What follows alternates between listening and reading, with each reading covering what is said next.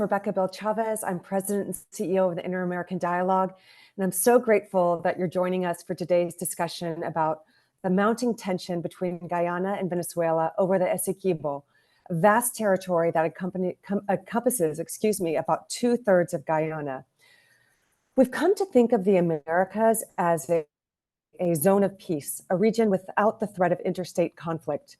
And as such, the Essequibo dispute represents the greatest threat to regional stability that we've seen in decades. The disagreement reemerged in recent years following the discovery of offshore oil and gas reserves off Guyana's coast in 2015, with Venezuela reactivating its claim over the area. And things have actually really heated up over the past few months. The governments of Guyana and Venezuela have engaged in diplomatic efforts to resolve the controversy, and the matter has been brought before international bodies, including the International Court of Justice, the ICJ. However, President Nicolas Maduro has defied the ICJ, and on December 3rd, Venezuelans approved a referendum that was called by the Maduro regime and that supports Venezuela's claims to the territory. To me, as I look at this conflict, Maduro's actions are very reminiscent of the 1982 Argentine military decision to assert control over the Malvinas, or the Falklands, in the face of low levels of support and to distract from a wide array of domestic challenges. So in some ways, I think we could characterize this as Maduro's Galtieri moment. Well, we're going to have the chance to discuss this, the current state of the conflict, including the arbitration efforts, the role of countries such as Brazil and the United States, and the implications for regional stability. We're joined by 3 experts on the region who have been following the situation very closely. We have Dr. Fabiana Pereira, Senior Faculty Associate at the Defense Security Cooperation University. We have Dr. Ryan Berg, Director of the Americas Program at the Center of Strategic and International Studies. And we have Mark Fierstein, Senior Advisor at the United States Institute of Peace and the Albrecht Stornridge Group. So Fabiana, I am going to start with a question for you. And I'm hoping that you could provide us, I gave just a very thumbnail sketch of the background, but if you could give us kind of delve deeper into the Venezuela-Guyana bilateral relationship, and also provide some context of what did this December 3rd referendum mean? Why did it happen? What were the results? Of course. Thank you for the opportunity to join you and the other esteemed panelists and colleagues. I can address this. I want to start by clarifying some language that I think is helpful when we talk about this. And this is that the name of the independent country, former British colony, that Venezuela is trying to exert authority over is Guyana, just G-U-Y-A, as is spelled in the name of the event. There's a region in Venezuela that has always belonged to Venezuela that is not in contention, that is spelled Guayana, which is more natural to native Spanish speakers like me. A big part of this language matters in debates like this, especially in the non-kinetic conflicts such as this one right now. And you'll notice that when Venezuela talks about the region and the country, it adds an A, and it can be confusing and make other Spanish speakers believe that it's talking about the region that already belongs to Venezuela. The Guayana region that belongs to Venezuela is also a very mineral-rich region. It is important for historic context. It's the site of many of Simón Bolívar's greatest actions, and it's geographically like at the heart of the country, at like the sternum of the country, though it's not densely populated because it's far removed from the capital. So here I will try my best to use Guyana when I'm talking about the country, Guayana when I'm talking about Venezuela and its claims. Regarding the history of the dispute, I think the referendum itself provides a really clear framework for the 2 really pivotal moments in this relationship.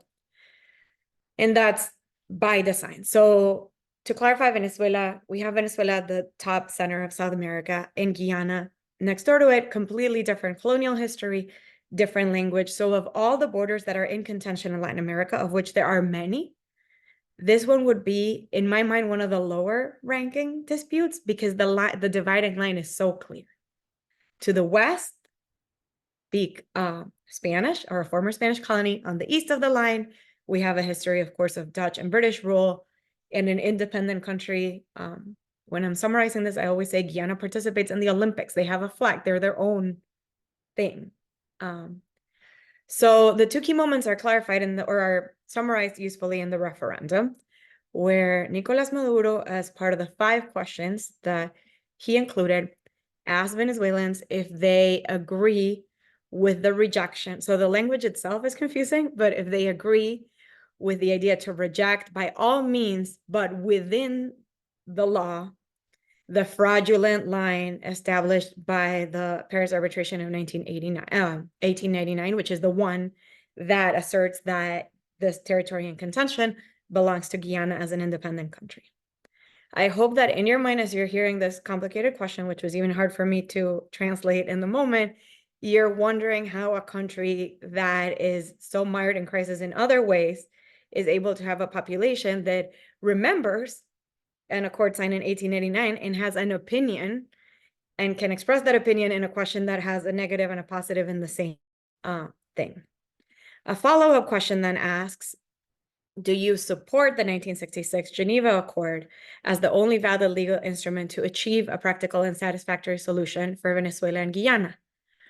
So here the confusion is that the 1966 Geneva Accord doesn't say that Venezuela owns any part of Guyana. It just says that Venezuela and Guyana agree to further talk so they can agree more later.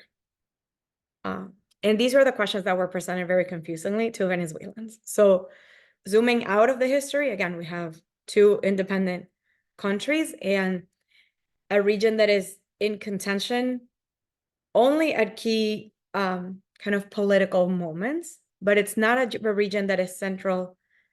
It's not a part of the world that is central to Venezuelan history in any way.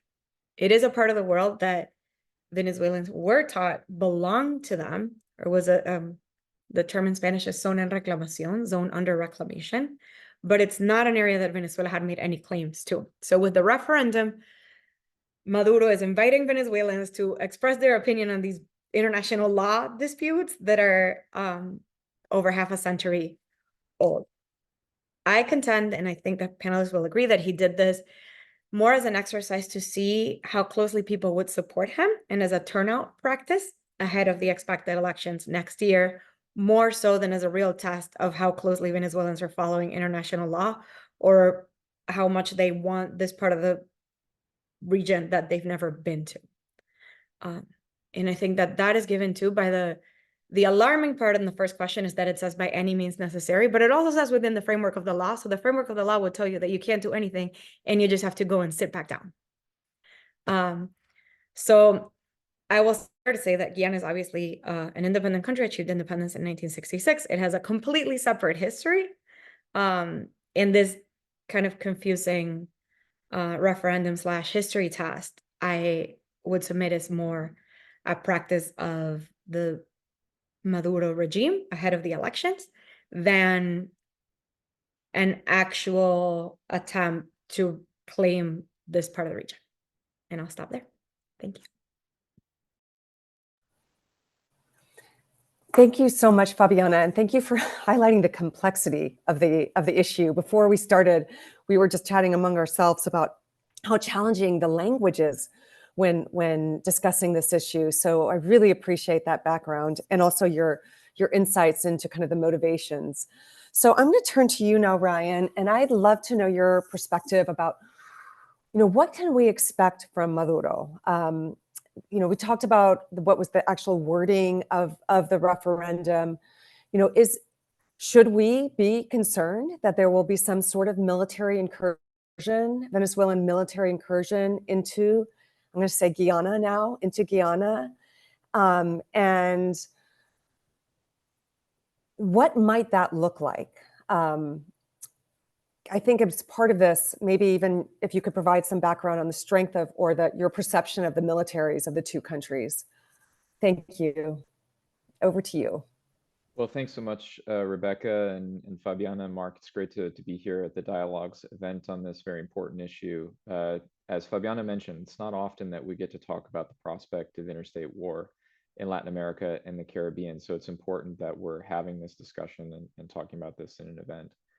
Just to put a fine point on what Fabiana said, it's very convoluted and the history is extremely deep, and entire theses, dissertations have been written on this, no doubt. But the practical effects of what Maduro's December 3rd referendum amount to is a rejection of the ICJ's ability to make any ruling in this decision, which had been Guyana's position since 2018, 2019 time frame. And so you have one side that remains committed to the ICJ making a decision on this ruling, and another side that claims now a mandate of 95-ish% of Venezuelans having rejected the ICJ's jurisdiction in this case. And so you have two sides who don't really see eye to eye on who should be the arbiter in this dispute, which of course brings us to the point of, will there be conflict over this dispute itself? And what is the Maduro regime's strategy,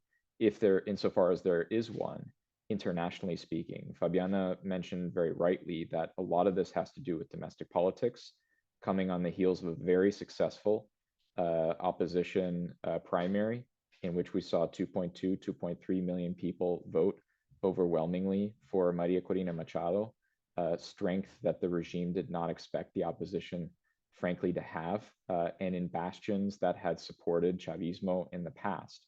And so calling this referendum was not only an exercise in distraction, but also a test, an early test of the regime's ability to bring its people out to the polls. And what they got, the feedback mechanism that they got, is that the regime's electoral apparatus is in shambles. It's likely that the regime's claims of the most number of people having gone to the polls ever in Venezuela are a complete balderdash. They're highly suspect. Most people point out the fact that they use the word in Spanish votos y no votantes, right? They counted the number of votes and not voters. And if it's a 5-question referendum and there are 10 million votes, there are likely around 2 million voters. And many people actually suspect that that, in fact, too, is an inflated number. And so the regime had, first off, the domestic function. They got the feedback mechanism that they wanted. And it's not a very welcome set of news, but at least they know where they stand. And that is in significant disadvantage vis-a-vis the opposition. Now, the international strategy, I actually think that there is one. And I think we've been a little bit too dismissive of the fact that this is just a domestic audience here. This is not an international strategy. I do think that there is an international component to Maduro's moves, but it's not as important as the domestic strategy. So what is the international strategy insofar as I can see one? It's to try to compel Guyana into some kind of negotiation that they could then extract some kind of benefit from. There's a strategy that Thomas Schelling laid out called compellence, and it's basically you as an individual state play good cop, bad cop within yourself. So you ramp up pressure and rhetoric, and then you offer bargaining opportunities or negotiation opportunities. And we've seen that on a couple occasions with Maduro, when they went to St. Vincent and they negotiated a climb down or a de-escalation of the rhetoric and committed to not use force against one another. Then Guyana received the visit of a UK warship, and once again we saw the rhetoric and tension escalate, and opportunities for a negotiation presented themselves again.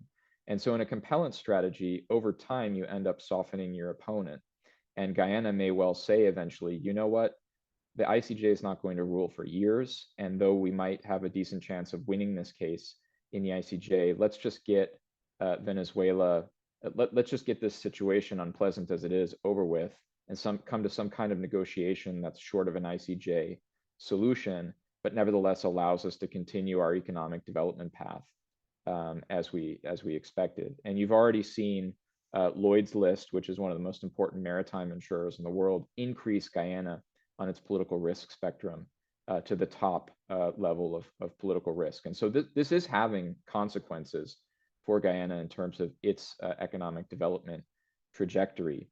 To your last point, Rebecca, I don't expect there to be an actual incursion into Guyana, I think that morale in the Venezuelan armed forces is quite low. The wages we know are very, very low. We know that the training is not exactly at a super high professional standard. And let's also remember that the last time the Venezuelan armed forces did see kinetic action in 2020 and 2021 in some of the borderland areas between Colombia and Venezuela, they got their butts kicked. The regime had to go out and negotiate the release of a couple hostages that were taken by FARC and ELN groups. So if that's any indication of their readiness or preparedness to actually fight, I think it's quite low. And so, many of us have pointed out over the years the participation of the Venezuelan armed forces in their various iterations in drug trafficking. And I think looking at drug trafficking networks might be a better way to understand some of the Venezuelan armed forces than to actually look at them as a fighting force that's ready and prepared to invade Guyana. The final point I'll make is this situation is flush with opportunities for hybrid warfare, gray zone operations, or misinformation and disinformation. As Fabiana rightly pointed out, there's a Venezuelan territory that's not in question in this case that goes by a very similar name to many Spanish speakers, and the actual terrain, the landscape, looks very similar.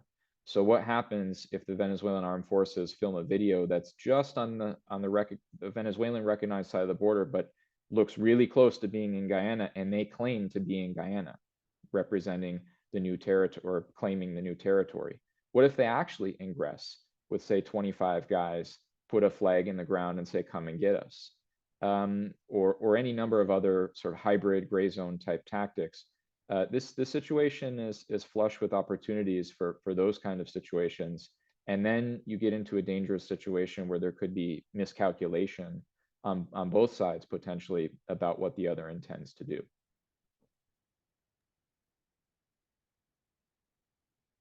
Thank you, Ryan. I really, it's interesting. I think what you said about the Venezuelan armed forces is very important, because I think that there is an assumption, or oftentimes this perception, that the Venezuelan military is very strong, that it has great operational readiness, and I think in part because there's this well, Russian support and all of that. But it's very interesting. What you just described. I also very much appreciate that this is not just a domestic distraction, that there is this compellence strategy, which is really interesting. So I know we're waiting on Mark. Hopefully he'll be joining us too. But I was hoping, one of the questions I was going to ask him, and I would love to hear what you think, is about the U.S. response. I know we sent that Deputy Assistant Secretary of Defense Dan Erickson was in Guyana, and what do you think the U.S. should be doing right now? And maybe this is more of a question for you, Ryan. I don't know, Fabiana, if you want to say a bit too, but what do you think about the U.S. response so far, the Southcom exercises? How should the U.S. be doing more, or is it about right? So Rebecca, I would say from the defense perspective, it looks pretty good. There have been nice attempts, in my opinion, to establish deterrence, to have joint exercises with Guyana, to send Deputy Assistant Secretary of Defense Dan Erickson, your old job at the Pentagon, down to Guyana for consultations. Of course, the Venezuelans took exception at every one of those stages, as well as the visit of the UK warship, as I mentioned. But I think the message has been sent that this would be a disastrous decision for Venezuela, even beyond the sort of historical parallels that you mentioned in your opening remarks of fresh memories, at least for the Maduro regime, that at least one dictatorship in the Southern Hemisphere fell by making a very bad decision when it came to a disastrous invasion of the Falklands in the 1980s. And so from that perspective, I would say very good. I do worry, however, that simultaneous to all of this, we've had a U.S. negotiation process aimed, of course, at freer and fairer elections in Venezuela, which we should all hope for, especially given the strength of Maria Corina Machado's candidacy and the enthusiasm that we saw for her in the October primaries for the opposition. I do worry, though, that the recent sanctions lifting has left us somewhat devoid of leverage in order to convey to Venezuela that any kind of incursion into Guyana would be met with consequences. And I think that's an important part of the piece here. It's not just establishing deterrence, but it's communicating very clearly to Guyana that to Venezuela rather, that there would be consequences for an incursion into Guyana. I'll keep my answer short because I see Mark has just popped on our webinar, and I think he wants to get in on the action. Mark, thank you so much for joining us. Sorry about the technical difficulties. We've had the opportunity to talk about some of the background to this escalating tension, and we had just turned to the role of the U.S. And so I would love to, if you wouldn't mind, giving us your assessment of the U.S. response so far. We talked a bit about the deterrent moves with U.S. the joint exercises and Dasdi Ericsson's trip to Guyana. But in general, what do you think the U.S. should be doing, and also the international community more broadly? Sure, happy to speak to that. I was listening to you guys. You couldn't see me, so I think I've heard the bulk of what's been said already. Good. Perhaps not all of it, but I think the bulk of it. So I'll try not to repeat some of the excellent commentary I've already heard. So look, I think the reaction by the international community to Venezuela's threats on this issue have been quite effective so far. And I think the effort parallels and in part reflects the Biden administration's success to date in its diplomacy around the Venezuelan electoral process. And as the first two speakers noted, those two issues, the domestic electoral process within Venezuela and this effort on Essequibo, are very much related. And what we've seen is significant international engagement, from the start of the most recent flare-up on the issue. Really as soon as Maduro began his paper rattling, and that's included the United States, including Brazil, Caribbean countries, the UK, and yes, even Cuba. So I'll start with Brazil, because for Brazil, this is a particularly important issue because it borders both Guyana and Venezuela and would potentially be used as a route for Venezuelan incursion into Guyana. And as we know, as a precaution, Brazil placed troops on its border. It engineered the meeting between Presidents Maduro and Ali. We've also seen some strong CARICOM engagement. St. Vincent and the Grenadines hosted the meeting between Maduro and Ali. I think that meeting clearly helped. I mean, both parties agreed not to issue threats or use force to settle a dispute. And another meeting was scheduled for March in Brazil. I'll come back to that in a second. But we also saw a British effort. Britain dispatched a Royal Navy patrol vessel to Guyana, which was, I think, basically designed as a show of force, show of support. We've seen efforts in New York at the Security Council and the UN. Guyana has smartly leveraged its position on the UNSC to raise awareness and educate the world about the issue. I think next month they're going to be holding the rotating chair of the UN Security Council, so I think we can expect to see additional efforts there as well. And then Cuba has apparently urged Venezuela through private channels to reduce tensions. And we've seen China issue public statements, publicly encouraging a peaceful resolution to the conflict. Now, in terms of the U.S., the U.S. position is very clear, and that's that Guyana has sovereignty over the region, and that the 1899 arbitration decision should be respected unless the parties or another competent legal body decides otherwise. The U.S., of course, recognizes the ICJ process to resolve the conflict. The ICJ, as we know, is very slow, and my understanding is the decision might not come, or final decision might not come until 2026. But the U.S., has taken a number of actions. You mentioned the military exercise. You mentioned Dan Ericsson's trip. Dan, of course, holds the very, very important position that Rebecca once did of Deputy Assistant Secretary of Defense for Western Hemisphere Affairs. But Dan was able to, engage in 2 days of consultations there and publicly emphasize the U.S. commitment to Guyana and especially its commitment for information sharing. But I think in all this, what the Biden administration has done effectively is they've been able to sort of balance, on the one hand, conveying strong support for Guyana as a partner without at the same time rattling Venezuela and provoking any sort of an escalation. And I think the issue obviously matters for a number of reasons to the United States. First, their economic interests. We're talking about 2 oil producers, and the United States would not want to see any sort of disruption in the oil market. Migration is obviously a major issue in the Americas, and any sort of instability in the region or additional instability, could lead to more illegal migration. And certainly any conflict over Essequibo would upset U.S. engagement over the 2024 election and its negotiations with the Maduro regime and the encouragement of a credible election there. I think were Venezuela to move against Guyana militarily, that would certainly complicate, if not end, U.S. efforts on the elections, and we'd certainly be more likely to see a resumption of sanctions. But I think also there's a sort of a simple principle here that's important, that borders and sovereignty need to be respected. And I don't want to overdo the parallels, but in the same way that Russia needs to be repelled, for attacking Ukraine, China needs to be deterred with regard to Taiwan. In this region, Venezuela obviously needs to be prevented from claiming, more than half of Guyanese territory.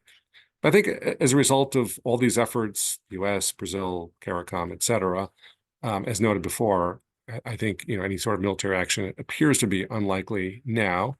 And I think the Venezuelans understand that if they were to take any sort of aggressive action, they would be isolated internationally in a way that its authoritarian rule has really not isolated it. Brazil, I think, has been stronger on this issue than it has been on political prisoners in Venezuela and other democratic abuses. The Caribbean, as we know, certain countries have often been silent about Venezuelan democratic backsliding, in part because the economic benefits they were receiving, especially earlier under the Petro-Caribbean initiative. And of course, the Caribbean has been strong here. But looking at the next few weeks and coming months, the key moment obviously is going to be this meeting in Brazil. I think there are still a few questions about it. Will it be held at the presidential level or ministerial?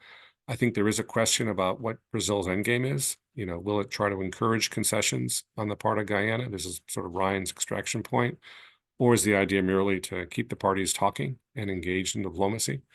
But I think also it's going to be important not to overreact to every statement, every provocation that Maduro or other Venezuelan officials make. There are plenty of exaggerated claims circulating about Venezuelan intentions and their capabilities. And look, they're going to say a lot of dumb things. They're going to threaten, they're going to saber rattle, they're going to claim things that Venezuela can't do, like declare a new state or issue licenses for exploration. At the same time, we can't underreact. I mean, it's understandable why Guyana, would be rattled and why they would feel threatened. So we need to be prepared for the worst. It'll be important to monitor Venezuelan actions. I mean, Ryan, mentioned one possibility of, sending Venezuelans in to settle the area, if you will. But I think it's going to be important to distinguish between words and actions. And in the United States and the Biden administration has been very, very good at that, at not taking every bait of Maduro during their engagements on the election. And I think that should and will continue here. And just a final point. I think that Maduro realizes, or they're going to realize, that they're not getting a political bump out of the dispute. And the latest polling out of Venezuela suggests that that's the case. And I think that we're going to see the regime move on and try to find some other issue that could work for them. Because Maduro's electoral prospects, wherever the candidate is for the regime, their electoral prospects are going to depend on a brighter economy and a potentially divided opposition. And they have neither now. That could change. But the path to electoral victory for Maduro and wherever the candidate is not via Essequibo. And once they understand that, I think we're going to see an even further reduction in tensions, or certainly hope we would. Thanks. Thanks, Mark. If you don't mind a follow-up on that, I thought, your point about that he's not getting a political bump out of this.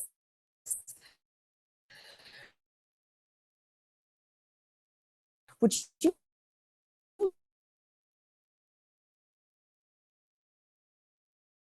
mind briefly discussing what you're seeing polling? There's an assumption that was, in this for Maduro, and as you say, it sounds like it's not working. So if you could just provide some information that you're seeing in the polling, that would be wonderful. Sure, happy to. So basically, it's not a bad issue for the regime, actually. And the regime probably does better on this issue relative to the opposition than some others. I mean, we all know there's strong support within Venezuela with regard to their claim over the Essequibo. The question is, does it matter to the Venezuelans very much? Given how they're suffering, given the humanitarian crisis there, the economic crisis, the predominant concern there is around the economy, and to a lesser extent, crime now. People I don't think are going to be voting over Essequibo. And again, there's not much difference between where different political figures stand on it. But if you look at the vote question in polling, if you look at Maduro's favorability rating, it hasn't budged in the last few months. He still trails the opposition by a significant amount, and his favorability rating is quite poor.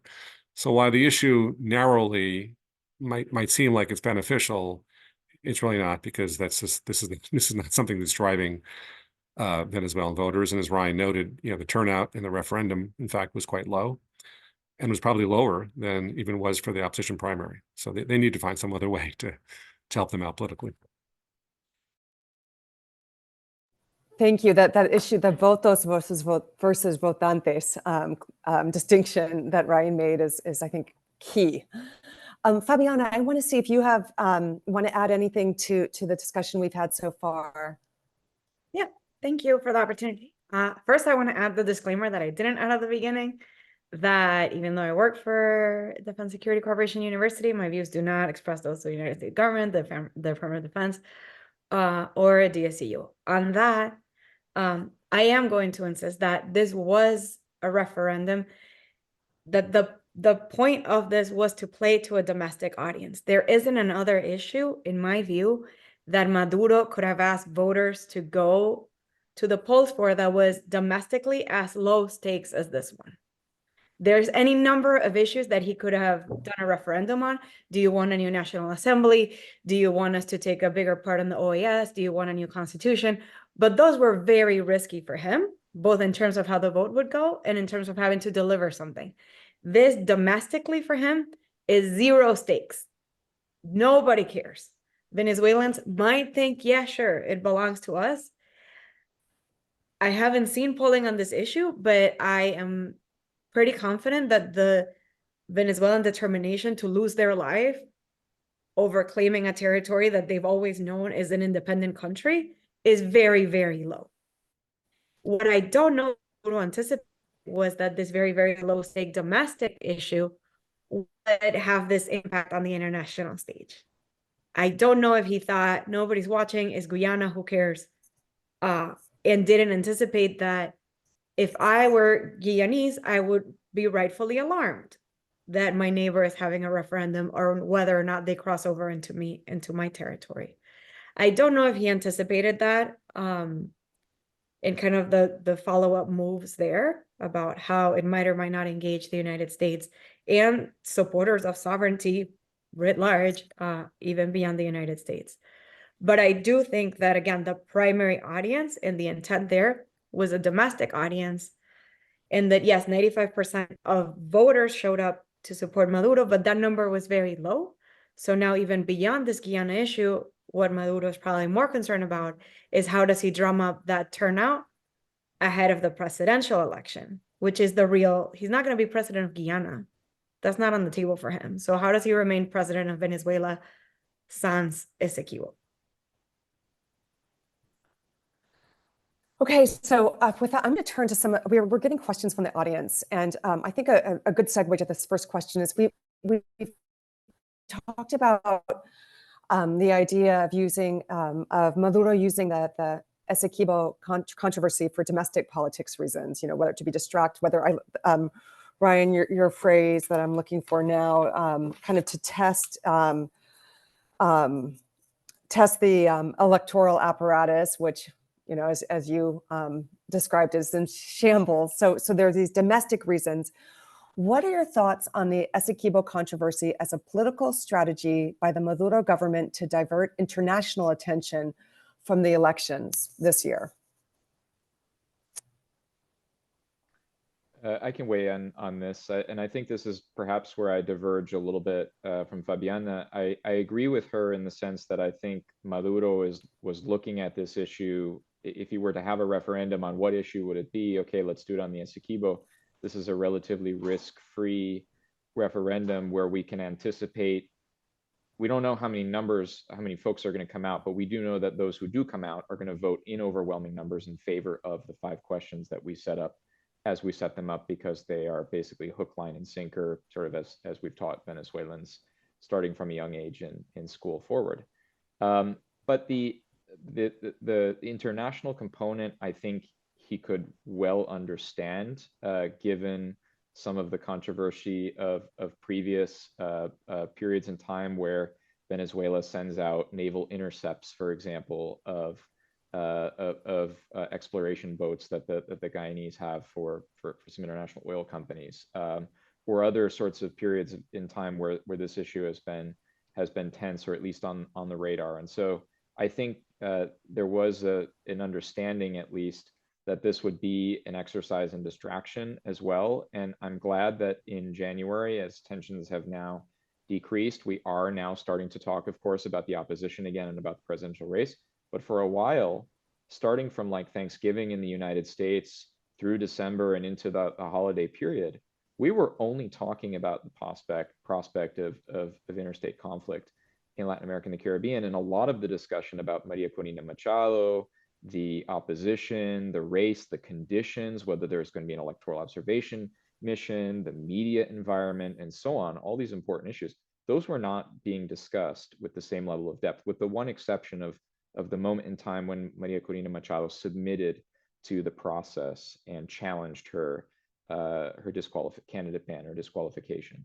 Other than that, it was almost constant drumbeat and discussion internationally as well about this prospect. And so it was, I think, an exercise in distraction. And I always tell people that Maduro may not be the smartest or the sharpest tool in the box, but he's a survivor. He's the definition of a survivor. And there's a reason why in Spanish we have the definition loco como un zorro, right? Crazy as a fox, because he might be crazy, but he's also extremely smart when it comes to his survival instincts.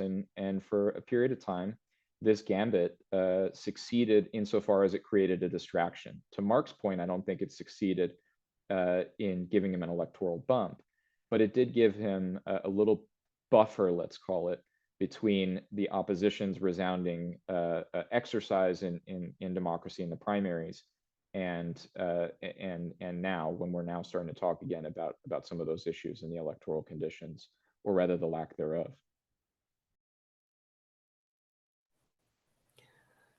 Fabiana or Mark, do you want to add to that? I agree with Ryan that it changed the headlines. It stopped the press from continuing to print Venezuelan opposition, landslide support, and now it was like possible war in Latin America.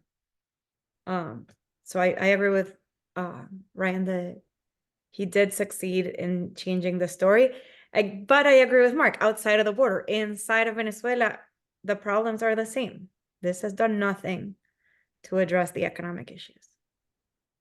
Yeah, I think it changed some of the headlines and inspired organizations like the Dialogue to do a discussion like this. But I don't think it really mattered in terms of, where the United States is focusing day to day. I mean, keep in mind, it was in December, relatively late December, that this very, significant breakthrough was announced with regard to the release of the American prisoners and many Venezuelan prisoners, and also the process, as Ryan noted, with regard to Maria Corina Machado, and the opposition has continued to, organize and advance the 2024 election. So, I mean, it may have been a distraction for the media, for a couple of weeks, but I don't think it really distracted much from those who are focused on what's really going to matter in Venezuela this year, and that's the election.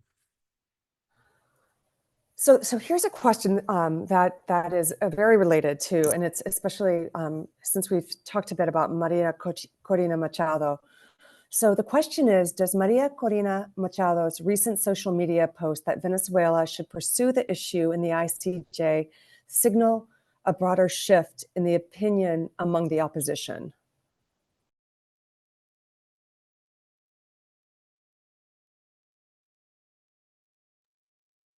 My understanding is that that's always been a review. I mean, I think this is a consensus issue within Venezuela, maybe differences about how to go about it. And there's not a lot of support, within the opposition about how Maduro is approaching it. But in terms of the claim, and she's made some very strong statements with regard to this issue as well. So I don't think there's necessarily a significant shift here. And again, I think this issue is going to fade as a political one within the country very soon. If I can just add to what Mark said, and I agree with him on this issue. I think I think we need to recognize the opposition's in a really difficult spot on this referendum. They had a significant debate within the opposition in the run-up to the referendum on how they should approach it. And you will probably recall as well that there was a moment after the referendum where Maria Corina Machado issued some very strong statements about the nature of Venezuela's claims over this territory. And many of us saw that as absolutely necessary, that the opposition can't afford to take a divergent view from the regime in terms of the actual veracity of the claim. But they have seemed to moderate their position on who should arbitrate the claim, or become clearer, much clearer on the ICJ being the proper arbitrant. But that still hasn't, and we should note this, that still hasn't stopped Maduro from using the issue as a wedge issue to go after the opposition by saying they're insufficiently in pursuit of the national interest in this region. They're insufficiently, strong on protecting our new territory, which you all have voted for. And oh, by the way, it's because there is this nexus between financing from some of the oil companies that are operating in the region and the opposition. Completely spurious claim, of course, but it hasn't stopped Maduro from making that claim and using it as a way of besmirking the opposition. Okay, we have actually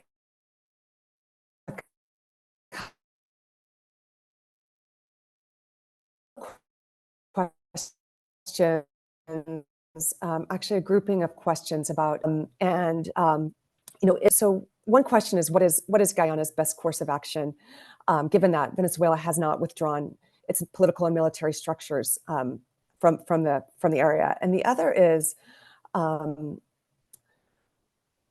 what is the impact of this on President Ali domestically? Has this impacted his popularity in the country, and also Guyana's position in the broader Caribbean region?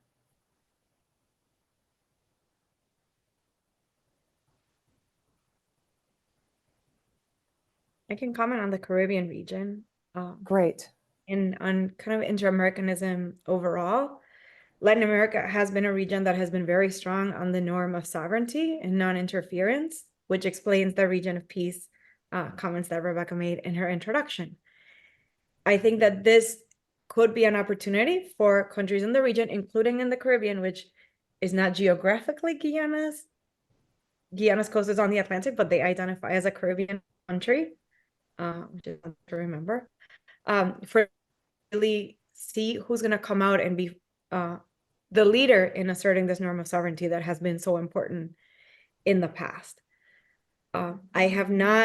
I think the region could be stronger in a unified response, given that with regards to sovereignty, the line is so clear. And I don't think that we have seen that. And I wonder if in part it's because of Guyana's identity as a former British colony, a little bit different from the rest of the region, identifies as Caribbean, but isn't really on the Caribbean, kind of some lack of commonality there. But I'm optimistic that the region can do more in showing support for Guyana's sovereignty, but also just for the norm of respecting border law. And what about President Ali in Guyana? Is this impacting? How does him at all within Guyana with as far as domestic politics go?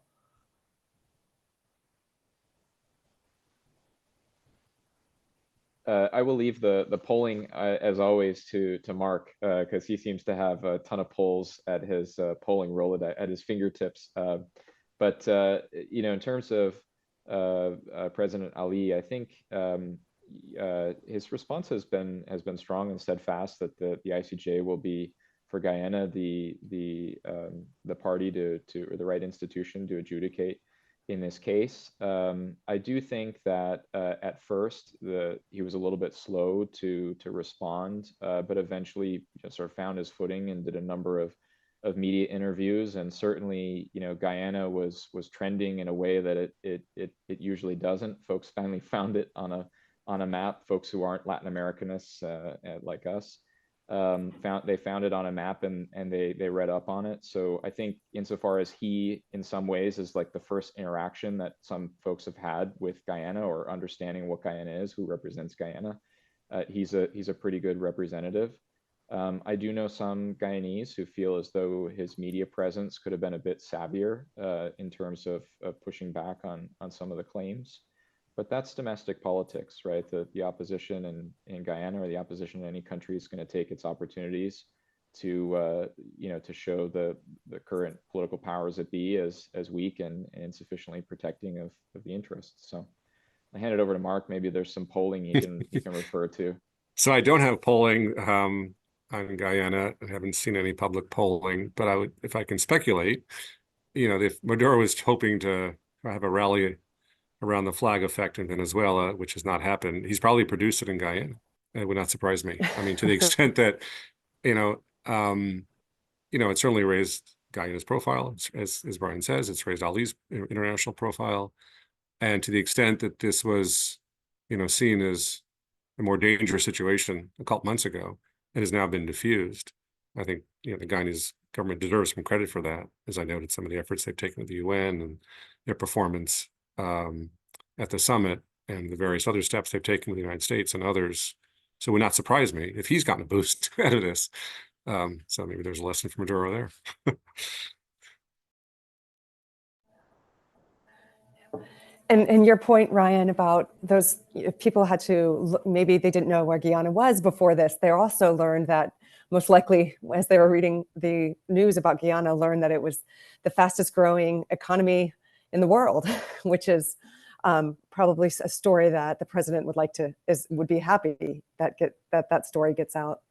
Ryan, I have a question for you, and it's about the strategy of let me see here. Yes, here it is. If the Maduro regime is indeed pursuing a strategy of compellence, what might that look like over the next 30 to 60 days? So that's a good question. I think, let me just give you an example of some of the things that Foreign Minister Gil and others have said over the course of this crisis that led us to believe that that could be something that the Venezuelans are pursuing. There were multiple points at which the Venezuelans essentially intimated that they could settle for some kind of share of the profits, let's say, from activity that was generated in the disputed area, some kind of revenue sharing from oil or mineral wealth. That was noted at least on 2 occasions by the foreign minister himself, and others made similar comments. So that led us to believe that maybe there was some kind of attempt here at saying we can be appeased if there's a profit sharing arrangement, essentially giving Maduro the ability to go back to the Venezuelan people and say, we don't physically control the territory, but at least we got something out of it, right? Look at the the PSUV defending the national interest in this territory. What would it look like over the next 30 to 60 days? If Maduro is still keen on pursuing that kind of strategy, it would have to look like the reverse of what Mark has predicted. It would have to look like a ramp up in the rhetoric and in the tensions again, and then using the anticipated meeting in Brazil, which was agreed to in St. Vincent at the Argyle Declaration, using that upcoming meeting as another point to say, well, we have a negotiation potential here. Do we want to negotiate a de-escalation again? But the price to pay this time is not, just a mutual agreement to put down the escalatory rhetoric, but it's actually a little bit more. If, as Mark predicted, things die out and Maduro decides not to flog this issue anymore and not to ramp up tensions, then it's likely that the regime has seen that there isn't much of an avenue for this kind of strategy to be pursued. So I think if compellence is indeed part of the international strategy, again, insofar as there is an international component to this strategy, which I mentioned in my opening remarks, it's debatable how much there is. We would have to see a ramp up in tensions and then the use of the anticipated meeting in Brazil as that point that the regime could say, here's our off ramp and here's our price. Just to clarify, I don't want to predict anything with regard to Maduro. I'm certainly hopeful that the reduction in tensions that we've seen, will continue. But I prefer to say I'm hopeful rather than confident. But we'll see how it plays out. So I think that there's another grouping of questions, and I think that this, and it's about, you mentioned in particular the Argyle Declaration. I think there's some, if one of you could talk a little bit more about that process and the outcome and the implications of that.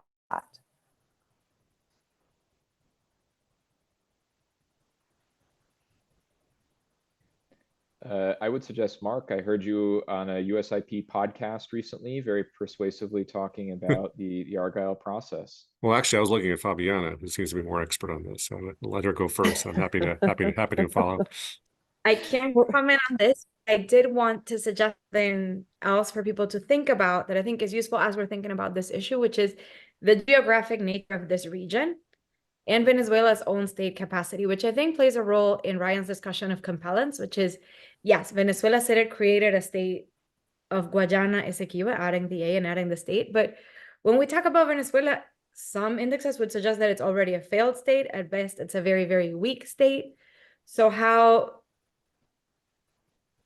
we have to consider Venezuela's state capacity insofar as being able to carry out any of the things that it says it can over a territory that's especially difficult to control, even on the side of the border that it does legally own, that is legally part of Venezuela.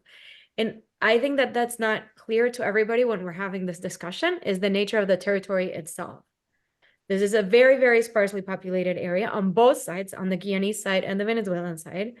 It's a territory with very little state presence on either side, but that is projected to be of economic significance if administered properly in the future. And I think that in some of these discussions, when we're talking about, oh, Venezuela can get there, or kind of the power projection, we're discounting a little the remoteness of the region and the harsh geographic reality of that territory on both inside each independent country. So I just kind of want to put that in people's minds as you're thinking about these claims of like, oh, we're annexing this region, or we're going to send, Venezuelans, or we're going to send British, whatever. This is a very remote area with low state capacity and on geographic conditions.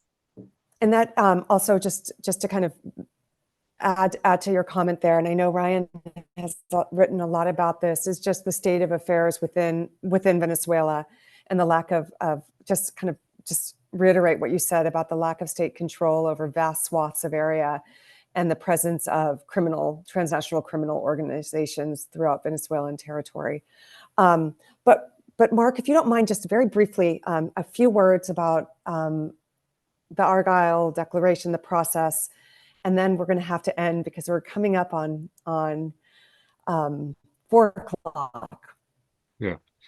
So look, I think in terms of the role of Brazil, which I touched on a bit, and I think a lot of us have hoped that Brazil would be more involved in, engagement with Venezuela over politics in Venezuela and the electoral process.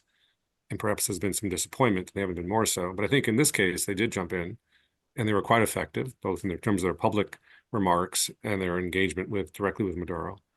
And the fact that they were able to quickly, get both parties to sit down, and again, coordinating with CARICOM, and issue what was a pretty substantive statement and specific statement. I mean, I think it surprised a lot of people, went to the extent to which Venezuela agreed, to resolve this peacefully. And, was, I think they deserve a lot of credit for having gotten this far this quickly. But again, it's hard to say, all the different pieces that were going on behind the scenes and the combination of CARICOM and Brazil. But it's a terrific example of how engagement and diplomacy can work, and quite effectively, and in this case, quite quickly. Absolutely, and we need examples like that these days, given the state of affairs. But with that, I want to thank the 3 of you so much, Ryan, Fabiana, and Mark, for joining us today.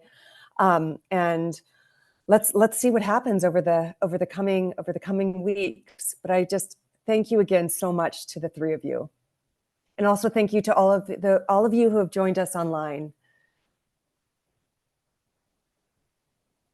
Thank you very much. It's been a pleasure.